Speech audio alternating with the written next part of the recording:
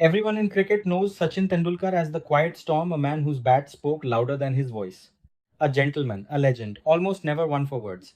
But in one rare, unforgettable moment during the Champions Trophy, even Sachin had enough. But talking about rivalries, one loved your rivalry with Australia, Sachin Tendulkar versus Glenn McGrath. In fact, I've never seen Sachin Tendulkar get angry on a cricket field, but the time that you were facing McGrath. That was done strategically. I remember one game where Sachin actually sledged me. He was on fire that day. I bowled a ball to him just short of a length. He went to pull it, went straight up in the air, and the ball just fell over the fence and went for six.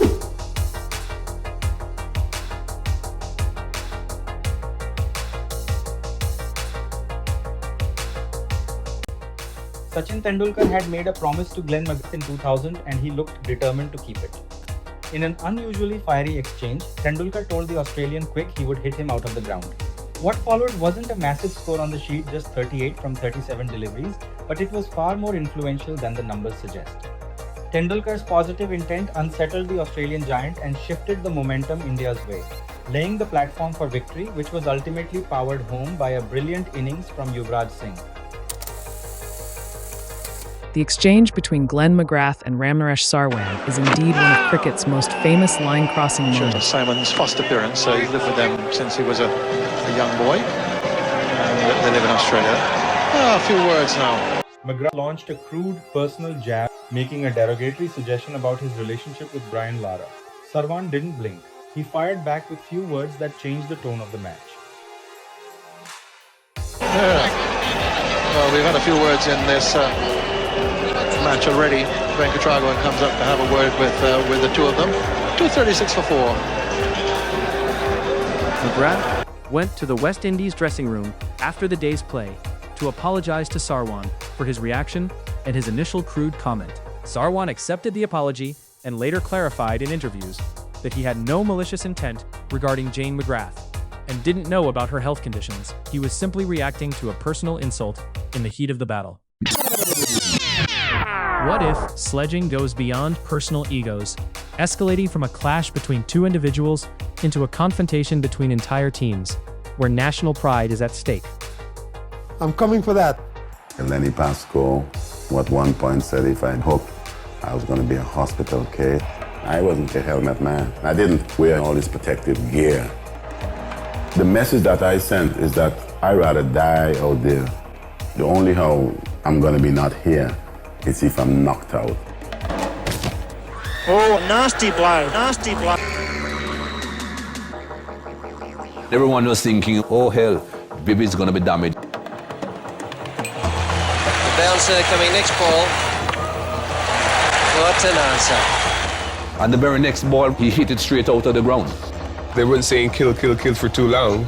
And I think when Australia done that, it just motivated our players to get pretty mean. A nasty blow. That was a blow that would hurt. And Joel Garner saying that you can wear that one. 4 guys who we let loose on them. He's caught that one as well.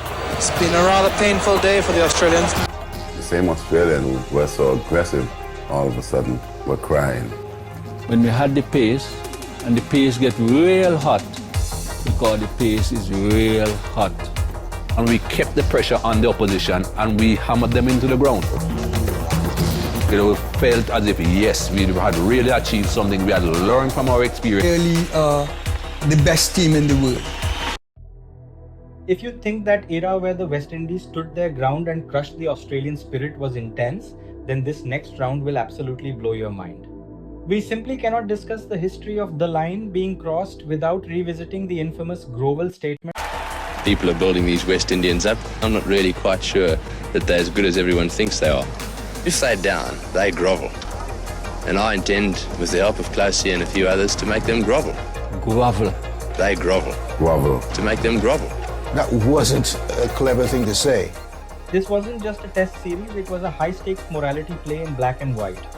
Tony Greig, the South African-born captain of England, rashly promised the world he would make the West Indies grovel. For a privileged child of apartheid to use such a loaded, derogatory word against a team comprised of proud men fighting for global respect was more than a sledge. It was a historical provocation that ensured this series would be played with a level of ferocity never seen before. We took that seriously. Very, very seriously took it. I've not seen our guys so focused. That comment alone was sufficient to set the tone for the whole series. He made the others suffer for what he said. Typical closey style, he hasn't rubbed it. Oh my word, Brian, that's the accent there. That's pace attack, but extremely difficult. Enough is enough. He's really overdone the short pitches. Growing close is going to be a massive bruises when he gets back into the haven of the pavilion. Everyone say it was the hottest summer in England. Well, I think the heat was felt by the English, not by the West Indians. That's really good bowling from Andy Roberts. Certain terms that we were going to beat them. And I used the word grovel, which was a very silly thing to do at the time. And of course, they made me pay for that big time. And do you regret using a word like grovel? But I used a really bad word. And instead of going down that course and saying, they'll lose it, if we can get on top of them, I used the word, we'll make them grovel. And I mean, I've regretted it ever since. It was a very silly word to use, especially with my South African background at the time. And you can imagine the reaction of the West Indians in England in particular. I've got to say that it did give the series serious momentum. And every time that I went to the crease, my colleague down the other end would say, before you came out here, things were nice and peaceful. As soon as you arrived, they got quicker and quicker and quicker. We've seen how a team responds to an insult. But what happens when the greatest batsman of an era is told to his face that he's already failed? Enter Madras, 1983. India is reeling at 0 for 2. The West Indian legends are circling like sharks. And Viv Richards leans in with a comment. What was Viv like to play against? Viv was very, very tough on the field. He didn't give you an inch. Didn't give you anything. He didn't give you a smile. He sledged you? Once. But it was because, I dropped down the order to bat at number 4. And Malcolm Marshall of the 4th ball of the first over got Anshuman Gaikwad out. 5th ball, he got Dilip Vengsarkar out for a duck. And so I came in to face the hat-trick ball, and I played it. And then that was the end of the over. And as he went past me, he said to me, no matter what number you bat, man, the score is still 0.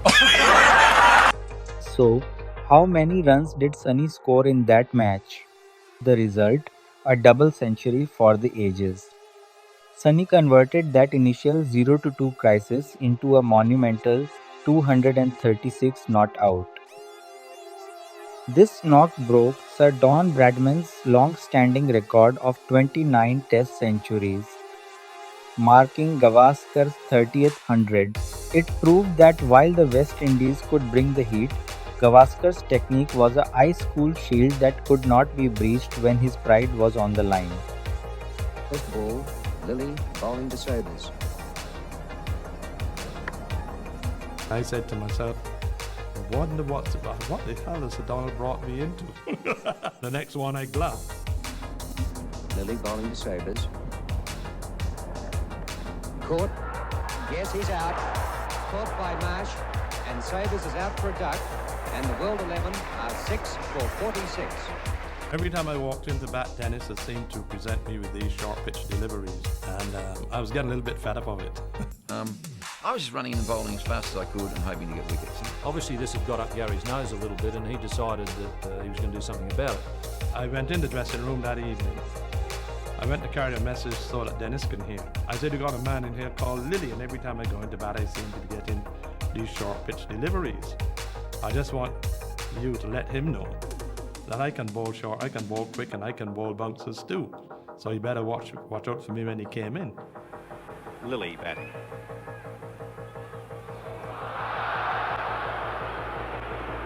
There you are. Garry Sobers defying the law of understanding between fast bowlers.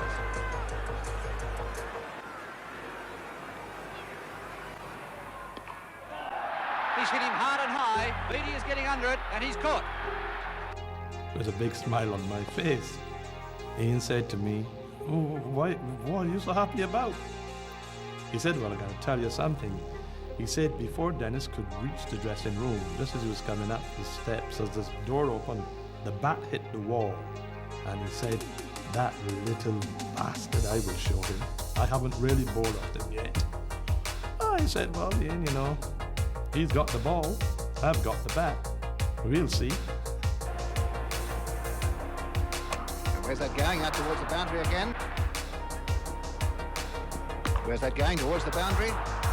It's going to be close. Jenna may just reach this. They could run for, but the ball might just win. It does. Where's that gone? It's out towards the boundary. 4 more. O'Keefe couldn't get near it. A magnificent shot. I had 3 guys out there. And at one stage, I clearly remember him square driving or cutting between the 3 of those guys. Now, I mean, that's amazing. On 99.